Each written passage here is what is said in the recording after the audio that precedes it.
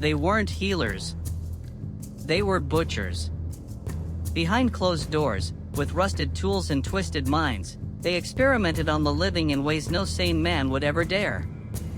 In the late 1800s, a Viennese doctor named Ernst G. believed mental illness was caused by demonic air trapped in the skull. His solution? Drill holes into his patients' heads, without anesthesia.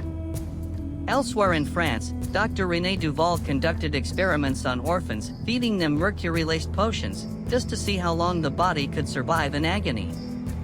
They screamed for days. He wrote, and kept feeding. But even that pales in comparison to the infamous Clinic of Silence in Romania, a sanatorium hidden deep in the Carpathian Mountains. They say patients walked in but never walked out. Nurses were forbidden to speak. Screams were just part of the therapy. A girl named Eliska once escaped. Her body was found weeks later. Mouth sewn shut. Eyes removed. No record of her admission was ever found. Not all were doctors by profession.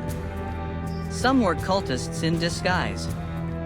In 1903, a Hollow Skin Society operated in the slums of London. They offered miracle cures for tuberculosis, but in truth, they were harvesting organs to purify the soul. Their leader, known only as Mother Thorn, believed lungs carried sin. She extracted them, alive. A former assistant, who later confessed everything, said, "They chanted while cutting. The blood was part of the prayer." He was found dead 3 days after the confession, drowned in his own blood. But perhaps the darkest figure of all was Dr. Casimir Rott from Krakow. He believed pain was sacred. His patients? Mostly vagrants no one would miss.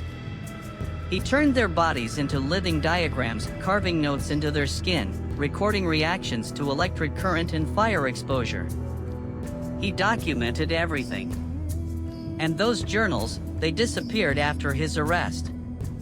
Some say they're still out there, waiting to be found, waiting to inspire the next madman. But the horror didn't end with bloodletting or crude surgeries.